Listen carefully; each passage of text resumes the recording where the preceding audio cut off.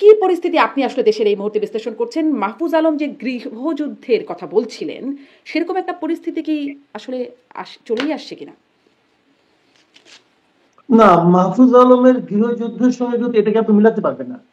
মাহফুজ আলমের যে গৃহযুদ্ধের কথা উনি বলেছিলেন, সেটা ছিল অন্য একটা কথা, অন্য একটা বিষয়। এরকম তিনি বলার চেষ্টা করেছিলেন যে প্রজন্মের সঙ্গে প্রজন্মের একটা বিরোধ।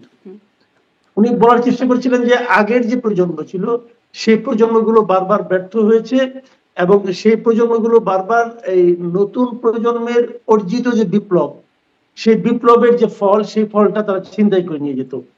এটা ছিল ওনার বক্তব্য আর কি। তো এবার যাতে না নেয়, এই জন্য আগের প্রজন্মের সঙ্গে পরের প্রজন্মের একটা বিরোধ অথবা যুদ্ধ, এটা যেভাবে আপনি অভিহিত করেন না কেন, সেই ধরনের একটা সম্ভাবনার কথা উনি বলেছিলেন, এবং তিনি বলেছিলেন এটা অবধারিত। তো এখন যেটা আপনি দেখছেন সংঘাত, এটা সেই যুদ্ধ নয়। এখন যেটা সংঘাত হচ্ছে সেটা হলো যে এটা তো কার সঙ্গে, যেমন আমি একটু উদাহরণ দিয়ে বলি যে আপনার সুপার সানডে, মেগা মানডে যেটা হচ্ছে, আপনার দুটা মানে আপনার শিক্ষা প্রতিষ্ঠানের স্টুডেন্টদের সঙ্গে স্টুডেন্টদের বিরুদ্ধে। এটা কেন হচ্ছে আপনি যদি আগে সুপার সানডেটা ব্যাখ্যা করেন, ওখানে একজন স্টুডেন্টের মৃত্যু হয়েছে একটা মেডিকেল কলেজে, একটা হসপিটালে। সেই মৃত্যুটাকে তারা বলছে যে এটা শিক্ষা আপনার চিকিৎসা, মানে আপনার অপচিকিৎসা অথবা ভুল চিকিৎসার কারণে তার মৃত্যু হয়েছে। এখন সেই মৃত্যুটা তারা মেনে নিতে পারছে না, না মানাই স্বাভাবিক। কিন্তু মেনে না নেওয়ার প্রতিক্রিয়া তারা কি করছে? তারা সেটাকে ভাঙচুর করছে, নিজেরাই নিজেদের হাতে বিচারটাকে তুলে নিচ্ছে। এই যে নিজের হাতে বিচার তুলে নেওয়ার যে প্রবণতা, এটা কিন্তু সেই প্রজন্মের সঙ্গে প্রজন্মের যুদ্ধ না, গৃহযুদ্ধও নয়। এটা হলো যে নিজের হাতে, মানে আইন না মেনে নিজের হাতে রায় প্রয়োগের যে দায়িত্বটা নিয়ে নেওয়া, এটা কিন্তু শুরু হয়েছে আসলে সে অগাস্ট এবং জুলাইয়ের যে বিপ্লব, সেটার মাঝখান থেকে। কিন্তু সেখানেও কিন্তু তরুণ যে প্রজন্ম, তারা কি করেছে? তারা দেশের প্রচলিত আইনকে ভেঙেছে, এবং এটাকে কি বলবো আমি, সমস্ত নিয়ম কানুনকে ভেঙে তারা একজন স্বৈরাচারী শাসকের উৎখাত ঘটিয়েছে। কিন্তু শাসককে যে উৎখাতটা করেছে সেটা কিন্তু আইন মেনে হয়নি, আইন না মেনে হয়েছে। এই যে শাসককে উৎখাত করাটা, এইটা ওই সময়ের প্রয়োজন ছিল, কিন্তু কিন্তু সময়টা চেঞ্জ হয়ে গেছে। এখন তার সেই সময়টা নাই। এখন কে কার বিরুদ্ধে লড়ছে? এখন কিন্তু সেখানে কোনো স্বৈর শাসক নাই।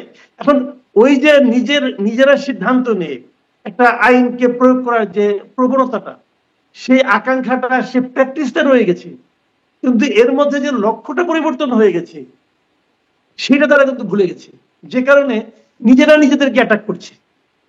আপনার হাসপাতালকে অ্যাটাক করতে আসে, সোহরাওয়ার্দী কলেজকে অ্যাটাক করলো, পরের দিন আবার সোহরাওয়ার্দী কলেজ, কবি নজরুল কলেজ মিলে মোল্লা কলেজকে অ্যাটাক করলো। এই যে নিজেরাই সিদ্ধান্ত নেওয়া, এইটা হচ্ছে এখনকার যে লড়াইটা। এটা আসলে লড়াই আমি বলবো না, এটা এক ধরনের অরাজকতা। এই অরাজকতাটা হওয়া উচিত নয়।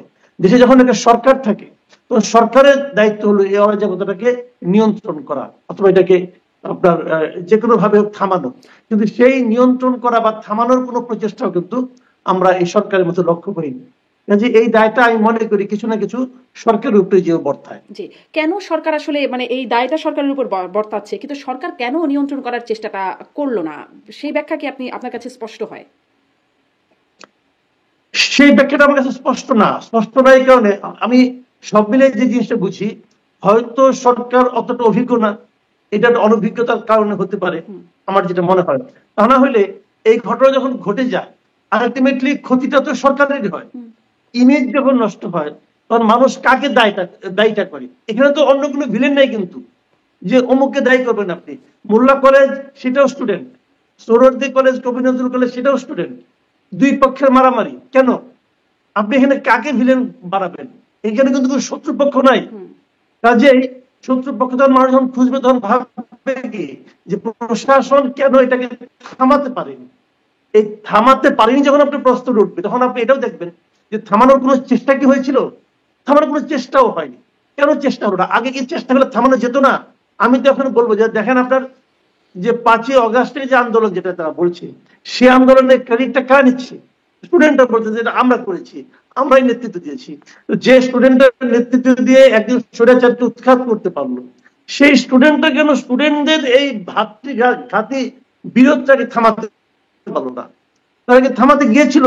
যায়নি তো। এমন তো না হঠাৎ করে হয়েছে। মেগা মান্ডে যে হবে, এটা তো আগেই ঘোষণা দিয়েছে। স্টুডেন্ট লিডার ওখানে গেল না কেন? যে বলতো যে তোমরা এই কাজটা করো না, এই কাজটা করা ঠিক হবে না, বাট তারা তো সেখানে যায়নি ভাই। এই যে না যাওয়াটা, কেন যায়নি তারা? তারা হয়তো ভেবেছে আমরা যেও থামাতে পারবো না, অথবা তারা হয়তো ভেবেছে ওদের কাছে আমাদের সেই গ্রহণযোগ্য ইমেজটাই নাই। আমরা ওই 5ই আগস্টের সময় যে আমাদের একটা গ্রহণযোগ্য একটা নেতৃত্ব ছিল, আমাদের কথা লোকে মানতো, এখন আর লোকে মানছে না।